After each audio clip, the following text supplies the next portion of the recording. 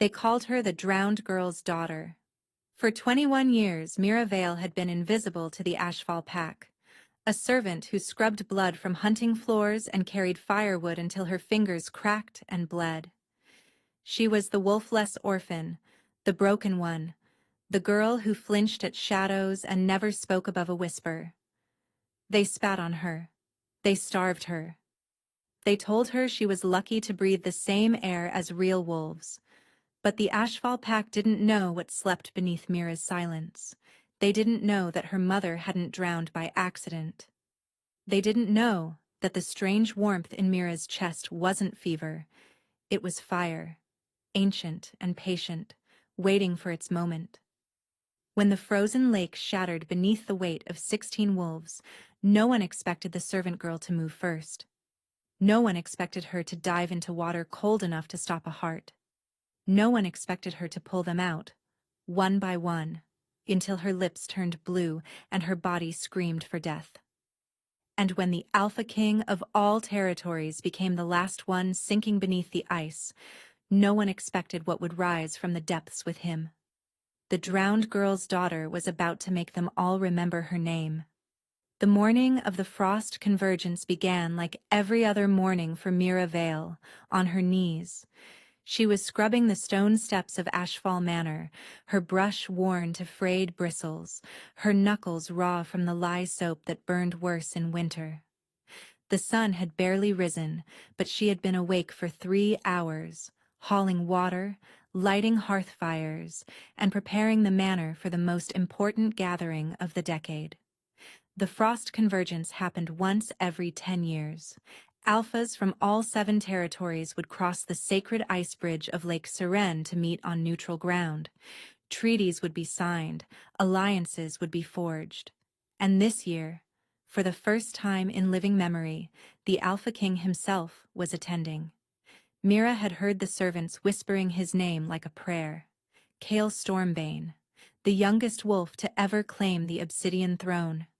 They said he had ended the border wars with a single battle. They said his wolf was the size of a warhorse, black as a moonless night. They said he had never taken a mate because no female had ever proven worthy. Mira didn't whisper his name. She didn't dare dream about wolves like him. Girls like her weren't meant for fairy tales. You missed a spot, Rat. The voice sliced through the cold air. Mira didn't need to look up to recognize it. Celine Varn, daughter of Ashfall's Beta, stood above her in a coat of white fox fur, her amber eyes glittering with casual cruelty. Mira glanced at the steps. They were spotless. I don't see. Celine's boot connected with the bucket of gray water, sending it cascading down the stones Mira had just cleaned. The icy slush soaked through Mira's threadbare dress, stealing her breath. Now you do. Celine smiled, revealing perfect teeth. Clean it again. And when you're finished, report to the kitchens.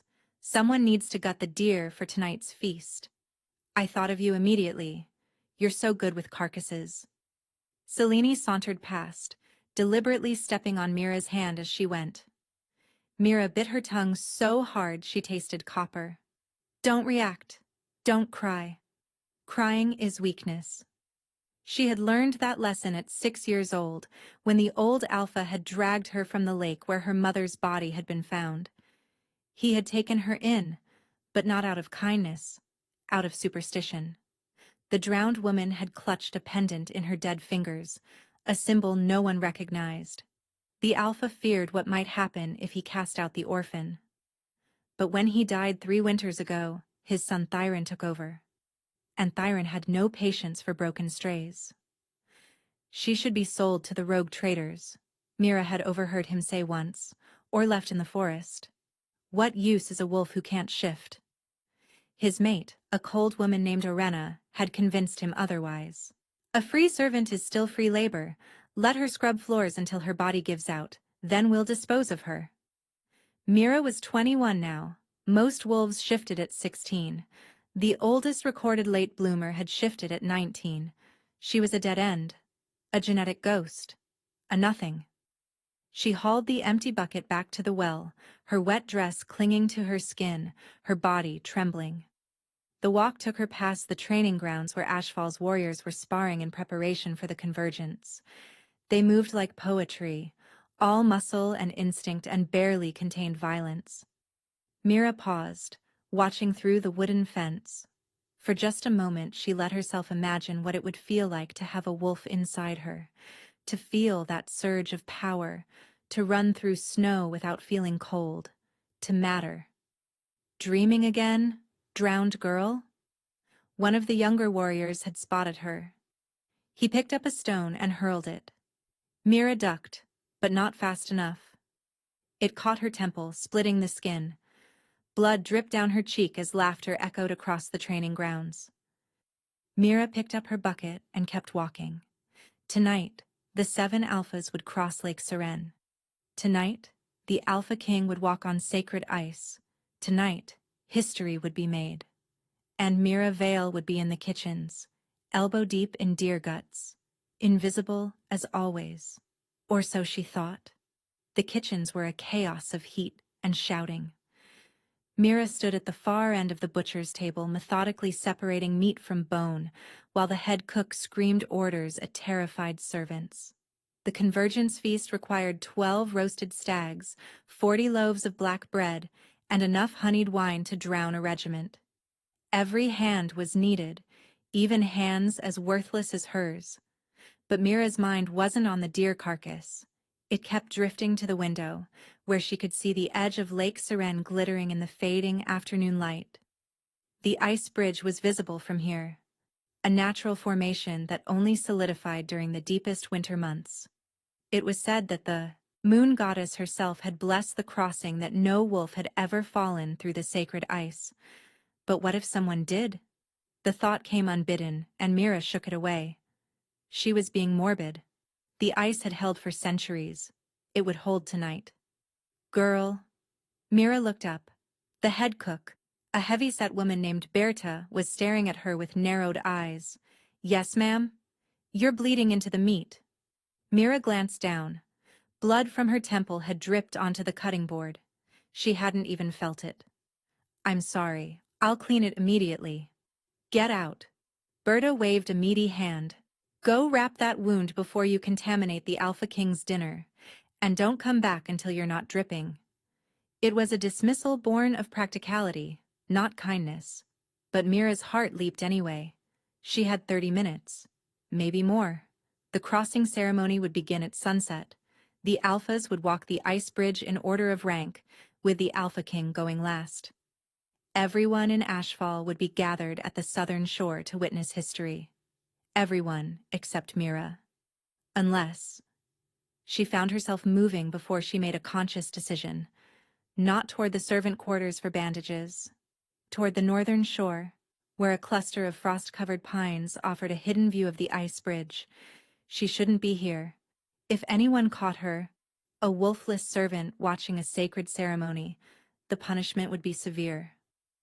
Thyron might finally have the excuse he needed to throw her out. But some desperate, starving part of her needed to see. Just once. Just for a moment. She needed to see wolves who walked like kings. She needed to see power that didn't come from cruelty. She needed to see him. Cale Stormbane. The sun was beginning its descent, painting the ice in shades of gold and crimson. In the distance she could see figures gathering on the far shore. Mira pressed her back against a pine tree, her breath misting in the frozen air. She had no idea that in less than an hour she would be standing on that ice herself, and nothing would ever be the same. The ceremony began with drums. Deep, resonant booms echoed across Lake Seren as the 7 alphas assembled on the northern shore. Mira watched from her hidden spot among the pines, her heart hammering against her ribs. She had never seen so much power gathered in one place. First came the lesser alphas, rulers of small territories who walked with the careful pride of men who knew their place. Then the greater alphas, their wolves barely contained beneath their skin, their eyes glowing amber in the dying light. And then, at the very end of the procession, came Cale Stormbane. Mira forgot to breathe. He was taller than she had imagined, broad-shouldered and lean, moving with the fluid grace of a predator who had never known fear. His hair was black as raven feathers, pushed back from a face that looked carved from stone. But it was his eyes that stopped her heart, pale silver like moonlight trapped in ice. Beautiful, she thought. And then, dangerous. The Alpha King didn't walk like the others. He walked like he owned the ice, the lake, the sky itself. The other alphas gave him space instinctively, the way smaller animals yield to apex predators. The procession began its crossing. One by one, the wolves stepped onto the sacred ice bridge. The drums kept their steady rhythm. The crowd on the southern shore held its collective breath. Mira leaned forward, desperate to see. And that's when she heard it. A crack. Deep. Wrong. The sound came from the center of the lake, away from the bridge itself. Mira's eyes snapped toward the noise. A group of younger wolves, sons and daughters of the attending alphas, had wandered onto a section of ice that wasn't part of the sacred crossing. No. Another crack. Louder now. Spiderweb fractures shot across the frozen surface. Someone screamed. The ice gave way. 16 wolves plunged into water so cold it could kill in minutes. The sacred bridge held, but the surrounding ice became a death trap of jagged edges and swirling black water. Chaos erupted on both shores. Warriors shouted. Parents howled. But no one moved toward the water. The ice was too unstable. Anyone who tried to help would fall through themselves. Except one. From the corner of her eye, Mira saw a blur of black. The Alpha King, shedding his coat, diving from the bridge into the jagged chaos. He surfaced with a child in his arms, threw her toward safety, and dove again. And again. But the cold was relentless. By his fourth rescue, his movements were slowing.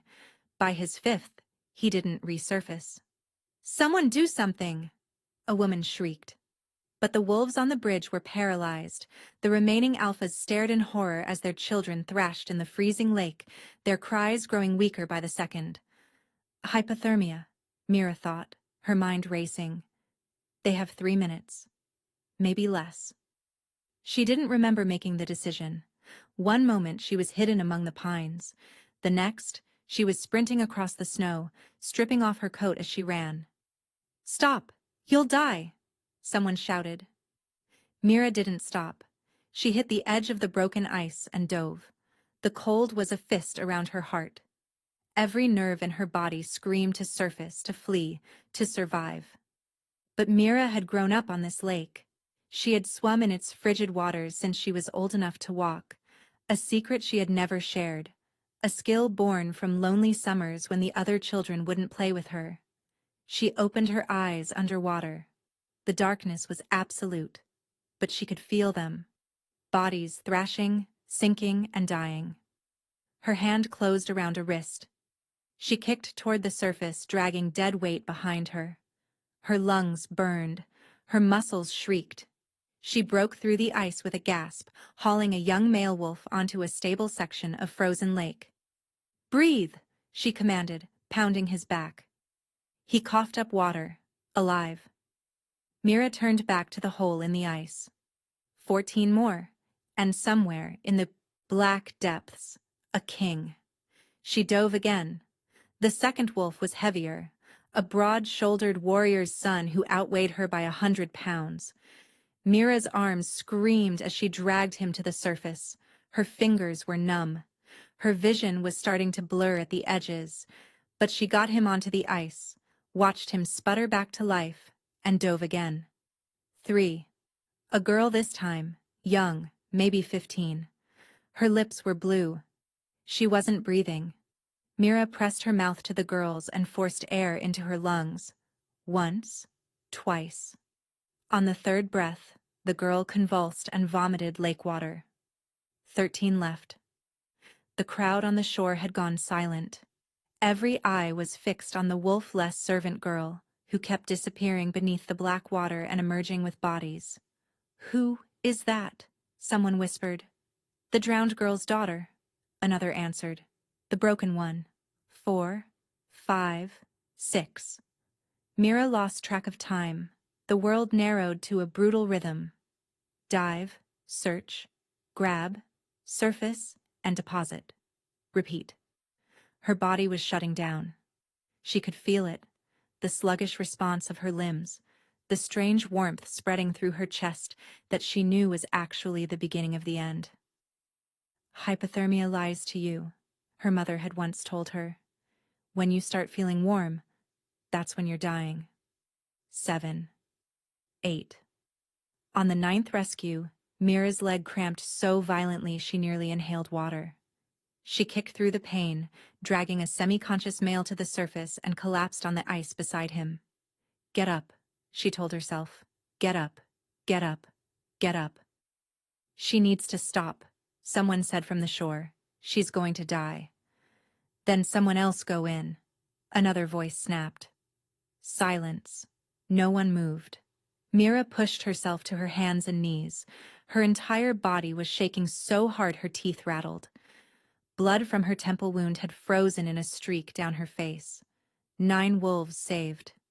6 still in the water. And the Alpha King. She hadn't seen him surface since his 5th rescue attempt. She could hear them now. The weak splashing, the whimpered cries for help. They were fading. Time was running out. Mira dove. 10, 11, 12. Each rescue took longer than the last. Each dive went deeper. The wolves were sinking faster now, their strength gone, and their bodies surrendering to the cold. 13. A girl who couldn't have been more than 12. She wasn't moving when Mira found her. Mira dragged her up anyway, breathed life into her lungs for 2 agonizing minutes before the girl's eyes fluttered open.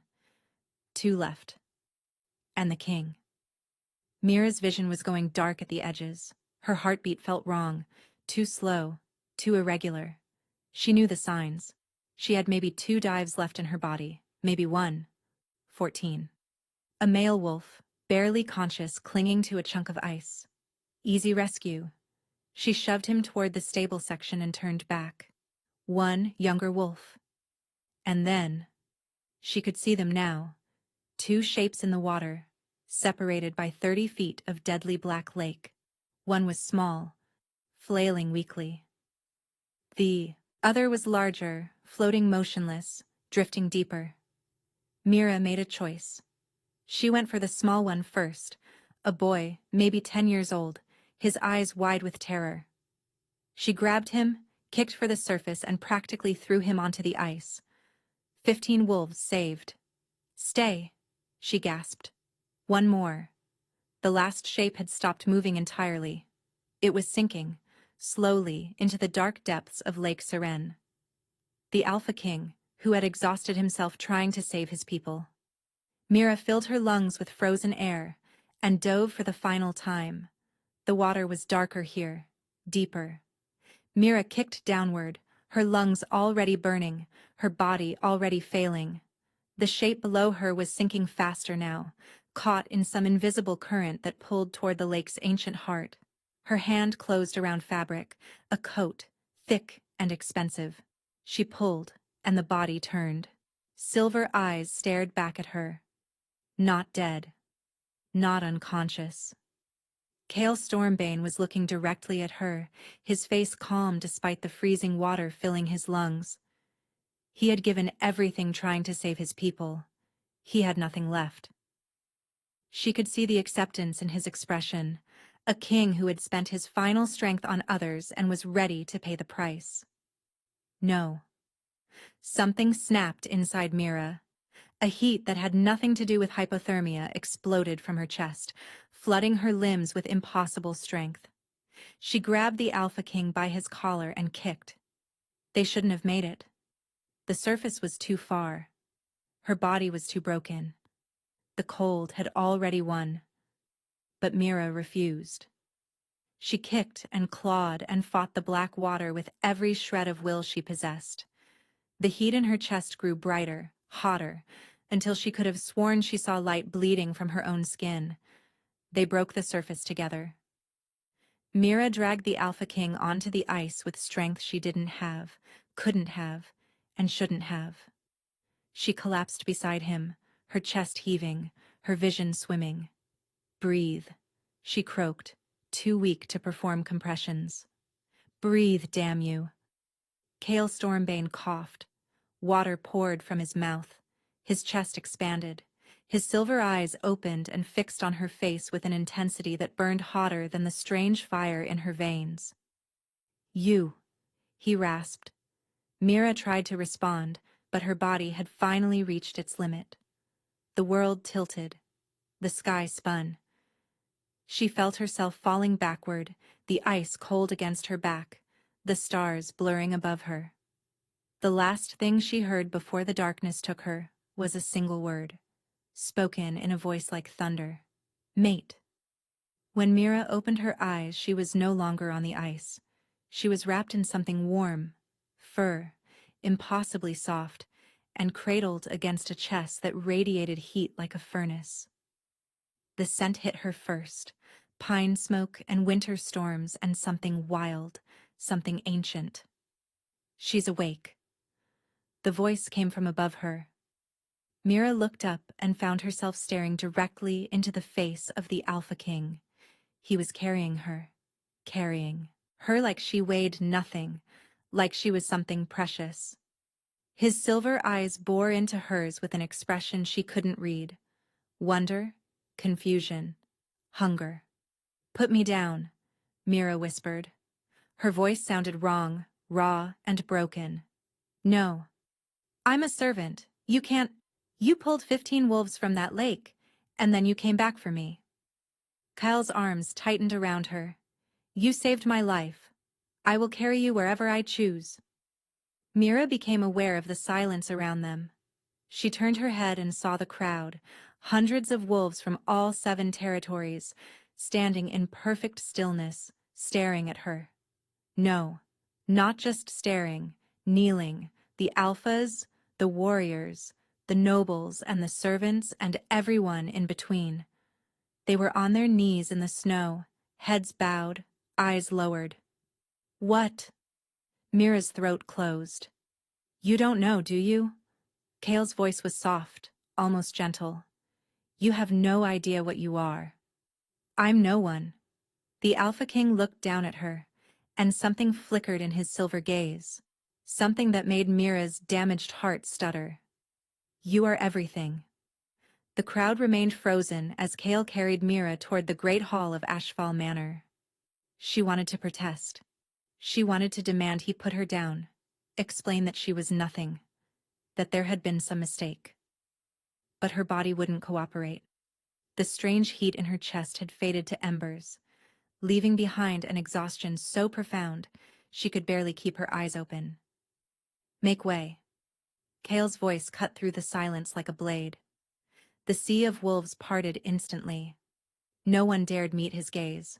Mira saw faces she recognized in the crowd, servants who had ignored her suffering, warriors who had thrown stones, nobles who had laughed at her existence. They all wore the same expression now, disbelief edged with fear. And there, standing at the entrance of the great hall, was Thyron. The Alpha of Ashfall had gone pale. His mate Orenna clutched his arm, her face twisted with barely concealed horror. Beside them stood Celine, still wearing her white fox fur, her amber eyes wide as moons. "Alpha King." Thyron stepped forward, attempting a bow that looked more like a stumble. "We are honored by your presence. Please allow us to take the girl. She belongs to our pack. We will see to her care." Kale stopped walking. The temperature around them seemed to drop 10 degrees. "Care?" The word came out soft, almost gentle. It was the most terrifying sound Mira had ever heard. "You speak to me of care?" "She is our servant," Orenna interjected, her voice shrill. "A wolfless orphan we took in out of charity. Whatever foolishness possessed her to jump into that lake." "Foolishness?" Kyle turned his silver gaze on the woman. Orenna's words died in her throat. "She saved 15 lives tonight. And then she saved mine. while your warriors stood on the shore and watched children drown. We couldn't risk, Thyrin began. She risked everything. Kale's voice rose, echoing off the stone walls. A girl with no wolf, no training, no protection. She dove into death itself, again and again, while the mighty Ashfall pack did nothing. Mira felt his arms tighten around her. I heard your warriors call her the drowned girl's daughter. I saw the wound on her temple, a stone's throw fresh from today. I smell the lye soap burned into her hands. Kale's eyes swept the crowd, and wolves flinched as if struck. This girl has more courage than every wolf in this territory combined, and you treated her like garbage. Celine made the mistake of speaking. She's defective. The beta's daughter spat, her fear momentarily overcome by spite. She can't even shift. She's not one of us. She's... Kyle moved so fast Mira didn't see it happen. One moment he was holding her. The next, he had set her gently on her feet and crossed the distance to Selena in a single stride. His hand closed around the young woman's throat. Not squeezing, just holding. Finish that sentence, Kyle whispered, and I will rip out your tongue and feed it to the crows. Selene whimpered. Kale. Mira's voice was barely audible, but the Alpha King heard it. He released Selene, who crumpled to the ground, gasping. He returned to Mira's side instantly, steadying her when she swayed. This woman is no longer Ashfall property, Kyle announced, addressing the entire assembly. By the ancient right of life debt, she belongs under my protection. Any wolf who harms her, insults her, or so much as looks at her with ill intent, will answer to me personally. He swept Mira into his arms again, cradling her against his chest. Prepare your finest chambers, he commanded Thyrin. Not the servant quarters, the Alpha Suite, and summon your healers. If she has so much as a bruise by morning, I will burn this manor to the ground. Thyrin bowed, shaking. Yes, Alpha King. Kale carried Mira into the hall, leaving chaos in his wake. Mira woke to warmth and softness. For a long moment she didn't move. She had never felt sheets this smooth, never smelled candles this fragrant, and never experienced the simple luxury of waking without pain. I'm dead, she thought. This is the afterlife. You're not dead. Mira's eyes flew open. She sat up too fast, her head spinning, and found herself in a room larger than the entire servant quarters combined. A fire roared in an enormous hearth. Moonlight streamed through windows draped in velvet, and sitting in a chair beside her bed was the Alpha King. How long? Mira croaked. 14 hours. Kyle leaned forward, his silver eyes studying her face. The healers said you should have died. Hypothermia, exhaustion, blood loss from that wound on your head. Your heart stopped twice. Mira touched her temple. The wound was gone, not bandaged, but healed completely. That's impossible. Many impossible things happened last night. Kyle reached into his coat and withdrew something that glinted in the firelight. Do you recognize this? It was a pendant. Silver, shaped like a crescent moon wrapped around a teardrop of blue stone. Mira's breath caught. My mother's necklace. They told me it was lost when she drowned. They lied. Kale pressed the pendant into her palm. It was taken from her body and hidden in Thyrin's vault. I found it an hour ago, after I threatened to execute his entire household. Mira stared at the pendant. It felt warm against her skin, warmer than it should. Why would they hide it? Because of what it represents. Kale's voice grew heavy. Mira, what do you know about your mother? Nothing. Only that she drowned in Lake Saren when I was 3. They said she was human. She wasn't human. Kale took her hands in his grip gentle but firm. Your mother was Sarah Vielle, the last princess of the lunar sovereignty. The words didn't make sense. Mira shook her head. The lunar sovereignty is a myth, a children's story. It was real, a bloodline of wolves blessed directly by the moon goddess. Wolves who could command water, breathe beneath the waves, survive cold that would kill any other creature. Kale's eyes bore into hers. 25 years ago, the sovereignty was destroyed by a faction called the Ember Covenant. They believed the lunar wolves were abominations. They hunted them to extinction. But my mother escaped. She was pregnant with you when she fled. She hid among humans, then among lesser packs, always running. Kale's jaw tightened. She came to Ashfall seeking refuge. The old Alpha agreed to protect her, but someone betrayed her location to the Covenant. Mira felt the blood drain from her face. She didn't drown by accident. She was murdered, and you were supposed to die with her. Kale squeezed her hands. But you survived, Mira. You survived because of what you are. The lake couldn't kill you. The cold couldn't touch you. Even when your heart stopped last night, you came back. The pendant pulsed with warmth. Mira looked down and gasped. The blue stone was glowing, casting ripples of light across her skin like sunlight through water. You're the last of the lunar bloodline, Kale said softly. That's why you could do what you did. That's why I felt the bond snap into place the moment you pulled me from the water.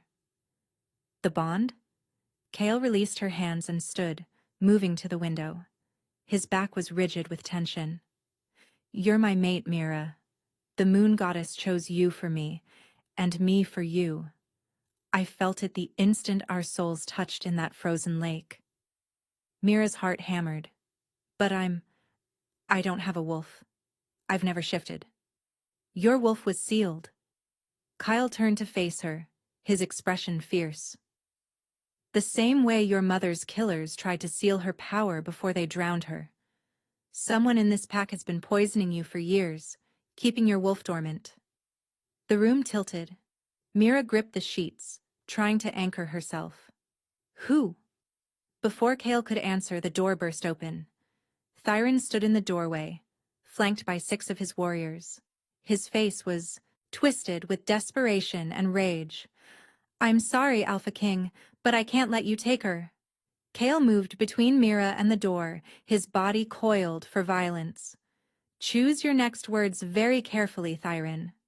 The Ashfall Alpha's hands were shaking, but his eyes held the wild determination of a cornered animal. You don't understand. The Ember Covenant, they're still out there. If they learn she survived, they'll come for all of us. For every pack that sheltered her. So you've been poisoning her. Kale's voice was ice. Keeping her weak. Hoping she'd die quietly so you wouldn't have to face the consequences of your cowardice. I was protecting my pack. You were protecting yourself. Kale took a step forward. The warriors behind Thyron shifted nervously. Your father made a promise to Sarah Vale. He gave his word as Alpha, and you spat on that promise the moment he died. She's a death sentence, Thyron roared. Every day she breathes is another day the Covenant could find us. I should have killed her years ago. Try it now. Kale's eyes began to glow, his wolf rising to the surface. See what happens. The tension in the room was suffocating. Mira could feel both men's power pressing against her skin, 2 alphas on the verge of war. Stop. Her voice cut through the standoff. Both men turned to look at her. Mira pushed back the covers and stood on trembling legs. The pendant around her neck, she didn't remember putting it on, pulsed with light. This is my fight, she said. Not yours. Mira, Kale began. He murdered my mother. He poisoned me. He let his daughter torture me for 18 years. Mira's voice grew stronger with each word. If anyone is going to make him pay, it's me. Thyron laughed. A harsh, ugly sound. You're a wolf-less runt. You can barely stand. Then it should be easy for you. Mira met his gaze without flinching. I challenge you, Thyron of Ashfall. For the crime of breaking sanctuary.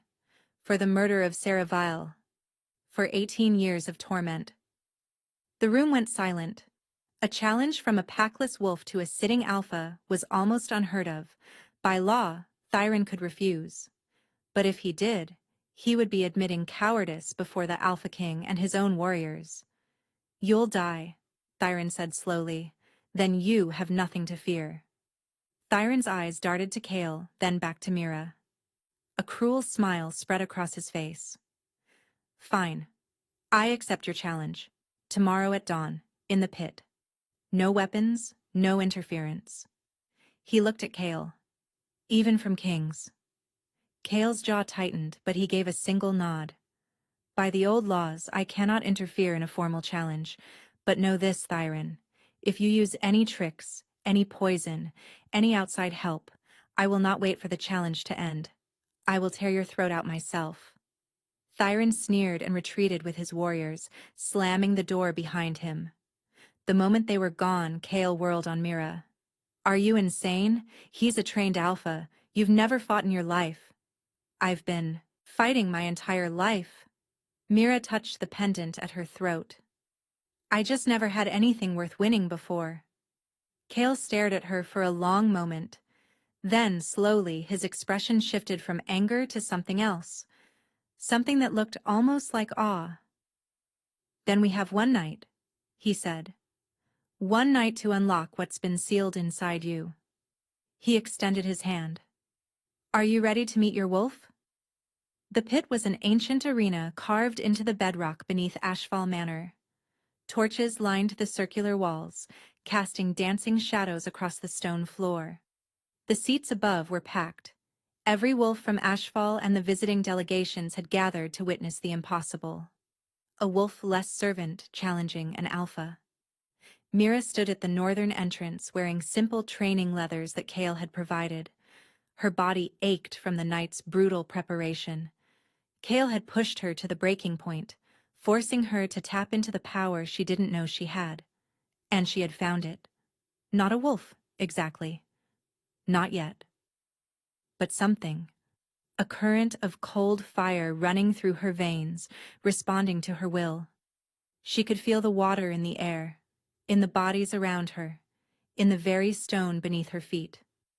Across the pit, Thyron entered from the southern gate. He had stripped to the waist, revealing a body hardened by decades of combat. His eyes glowed amber, his wolf barely contained. "Last chance, little drowned girl." Thyron rolled his shoulders, bones cracking. "Bow to me now, and I'll make your death quick." Mira said nothing. Elder Vorn, the oldest wolf in Ashfall, stepped to the center of the pit. "This challenge is bound by ancient law. No interference, no weapons. The fight ends in submission or death." He looked between them. "Begin." Thyron didn't shift immediately. He wanted to humiliate her first, beat her in human form before finishing her as a wolf. He charged. The speed was terrifying. One moment he was across the pit, the next he was on top of her, his fist rocketing toward her face. Mira moved. She didn't think. She flowed, her body bending like water around his attack. His fist passed through empty air. Before he could recover, her palm struck his chest. The impact shouldn't have done anything. She was half his size, a fraction of his strength. But the cold fire in her veins surged. Thyron flew backward, crashing into the stone wall with enough force to crack it. He slid to the ground, gasping, frost spreading across his chest where she had touched him. The crowd went silent. "What?" Thyron staggered to his feet, staring at the ice crystallizing on his skin. "What are you?" "I'm what you tried to drown." Mira's voice echoed through the pit. "I'm what you tried to poison. I'm what you should have feared from the very beginning." Thyron roared and shifted. His transformation was violent, bones snapping and reforming as gray fur exploded across his body. In seconds, a massive wolf stood where the man had been, 8 feet of muscle and fury. He lunged, jaws wide enough to bite her in half. Mira closed her eyes. "Come to me," she called to the presence she had felt stirring all night. "I'm ready." The cold fire answered. It didn't hurt like she expected. It felt like plunging into Lake Seren, shocking at first, then peaceful, then powerful. Her bones shifted, her skin rippled. And when she opened her eyes, she was looking down at Thyrin from a height she had never known. Her wolf was white as fresh snow, massive beyond reason. And when she breathed out, frost crystallized in the air before her. The Ashfall Alpha faltered. For the first time, real fear flickered in his amber eyes. He attacked anyway, a desperate lunge born of terror rather than strategy. Mira caught him by the throat. She didn't use her jaws. She used her paw, slamming him to the ground with force that shattered the stone floor beneath them. The impact drove the breath from his lungs. Before he could recover, she was on top of him, her massive form pinning him completely. One bite would end it, one clench of her jaws around his exposed throat. The crowd held its breath. Mira leaned down until her muzzle was inches from his face. She could feel his terror, smell the bitter stench of a wolf who knew he was about to die. But death was too easy, too quick. She shifted back to human form, still straddling his wolf body, her hand pressed against his throat. Submit. The command carried power, not just volume, but something deeper. Something that resonated in the blood of every wolf present. Thyrin whimpered. His massive wolf form shrank, bones cracking as he was forced back into human shape. He lay beneath her, naked and shaking, tears streaming down his face. "I submit," he gasped. "I submit, please." Mira stood. The silence in the arena was absolute. "You will live," she announced, her voice carrying to every corner of the pit. "But not as Alpha, not as anything.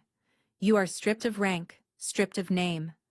From this day forward, you are nothing." She turned to the crowd and found Celine's face among them, pale, terrified, understanding finally dawning. "The same applies to anyone who participated in my torment. You know who you are." Mira's eyes glowed with frost blue light. "I suggest you start running." From the Alpha's viewing box, Kale Stormbane began to clap. Slowly, the rest of the arena joined him, a thunder of applause for the drowned girl who had risen. The celebration lasted until midnight. Mira stood on the balcony of the Alpha suite, her suite now, watching the bonfires burn in the courtyard below. Wolves from all 7 territories danced and drank, toasting her name. It felt like a dream she might wake from at any moment. "You should be resting." She turned to find Kale stepping through the balcony doors, 2 goblets of wine in his hands. "I've rested enough." She accepted the goblet but didn't drink. "I spent 21 years sleeping. I don't want to miss another moment." Kale moved to stand beside her, close enough that she could feel the heat radiating from his body. "You were magnificent today. I was terrified. That's what makes it magnificent." He turned to face her, his silver eyes soft in the moonlight. "Mira, I know this is overwhelming. The bond, your heritage, everything that's happened. I won't pressure you. If you need time, I don't want time." The words left her mouth before she could stop them. Kale went very still. "I spent my whole life being invisible," Mira continued, her voice barely above a whisper. "Being told I was nothing, that I deserved nothing. And then you looked at me like I was everything. Do you know how that felt?" Kale set down his goblet. Slowly, giving her every chance to pull away, he reached up and cupped her face in his hands. "Tell me to stop," he murmured. "No." He kissed her. It was gentle at first, tentative, questioning, but when Mira pressed closer, something broke open between them. The bond flared to life, a rush of heat and belonging that stole her breath. She could feel his emotions bleeding into hers, wonder, desire, a fierce protectiveness that bordered on obsession. The sound of screaming shattered the moment. Kale whirled, placing himself between Mira and the balcony's edge. Below, the celebration had transformed into chaos. Wolves were running, shifting, howling warnings into the night. And cutting through the crowd came figures in crimson cloaks, their faces hidden behind masks of burning ember. "The Covenant!" Kale snarled, baring his teeth. A howl pierced the air, not from below, but from above. Mira looked up and saw wolves descending from the mountain ridge, dozens of them, surrounding the manor from all sides. They were waiting. Mira's blood ran cold. They knew I would reveal myself. "Mira Viel!" A voice boomed across the courtyard, amplified by some dark magic. The crowd parted to reveal a figure in robes of deepest crimson, a woman with silver hair and eyes that burned like coals. "Daughter of Sarah, last of the lunar abominations, your mother escaped us once. You will not." "Get inside," Kale commanded, his body already beginning to shift. "No." Mira grabbed his arm. "If I hide, they'll slaughter everyone looking for me. This ends now." She didn't wait for his response. Mira vaulted over the balcony railing, dropping 3 stories to land in a crouch among the panicked wolves. The impact should have shattered her legs. Instead, she rose smoothly, frost spreading from her feet across the cobblestones. "You want me?" she called to the crimson woman. "Come and get me." The Covenant leader smiled, a terrible expression devoid of humanity. "Kill everyone else. Bring me the girl alive." The crimson wolves attacked. They came from all directions, a wave of fur and fangs. Kale's warriors engaged them, but they were outnumbered, overwhelmed. Mira felt the cold fire surge in her chest. This time she didn't fight it. She didn't try to control it. She surrendered. Her wolf erupted from her body in an explosion of light and ice. But she didn't stop there. The power kept building, fed by rage and grief and 21 years of suppressed pain. She threw back her head and howled. The sound that emerged wasn't just a wolf's cry. It was the voice of glaciers calving into the sea, of blizzards swallowing mountains, of the moon goddess herself crying out in fury. Every Covenant wolf within 50 feet simply froze, not stopped, but literally encased in ice where they stood. The Crimson leader's smile vanished. Impossible. The lunar bloodline could never... Mira turned her glowing eyes on the woman. "My mother could only defend." Mira's voice resonated with ancient power. "I can destroy." She howled again, and the wave of frost that exploded outward was blinding. When it cleared, not a single Covenant member remained standing. They were ice sculptures now, frozen monuments to their own hubris. The Crimson leader alone survived, protected by some desperate magic. She staggered backward, terror finally breaking through her arrogance. "This isn't over," she hissed. "There are more of us. We will..." Mira appeared before her in a blur of white fur. "Tell them," Mira growled. "Tell them the lunar bloodline is no longer hiding. Tell them the drowned girl is coming for every single one of them." She let the woman flee into the night. Then she collapsed. 3 months later, the northern citadel had never looked more beautiful. Banners of silver and midnight blue hung from every tower. Wolves from all 7 territories had gathered in the Great Hall, filling it to capacity. The scent of winter roses and pine perfumed the air. Mira stood before the obsidian throne, wearing a gown of white silk that shimmered like moonlight on water. The pendant her mother had died protecting hung at her throat, its blue stone glowing softly. Beside her stood Kael, resplendent in black and silver, his hand warm around hers. "By the ancient rites and the blessing of the moon goddess," Elder Vorn declared, his voice carrying through the hall, "I present to you Queen Mira of the lunar bloodline, mate to King Kael Stormbane, sovereign of all territories." The crowd erupted. Mira looked out at the sea of faces, wolves who had once dismissed her, now kneeling in reverence. She spotted familiar figures in the crowd. Celine Varn, stripped of her title, stood among the servants carrying trays of refreshments. Her white fox fur was gone, replaced by a gray wool dress. She didn't dare look up. Thyron knelt in the corner reserved for the disgraced, his head shaved, a brand of shame marking his cheek. He would spend the rest of his life as a packless wanderer, alive, but wishing he wasn't. And at the far end of the hall, watching through the great windows, Mira glimpsed a flash of gray fur retreating into the forest. Orenna, who had fled rather than face justice. She wouldn't get far. The Lunar Queen had a long memory. How does it feel? Kyle murmured, squeezing her hand. Mira smiled. Not the timid, frightened expression she had worn for 21 years, but something fierce and radiant. Like waking up. She turned to face her people, her pack, her kingdom, her future. The drowned girl was gone forever. In her place stood something new, something unbreakable. A queen forged in ice and fire. A wolf who had pulled herself from the depths. And the entire court was kneeling. Drop your thoughts in the comments. I read every single one. If you loved this story and want more tales of revenge, romance, and wolves who rise, smash that like button, subscribe, and hit the bell so you never miss a new upload. We drop fresh stories every week. Thanks for watching, and I'll see you in the next one.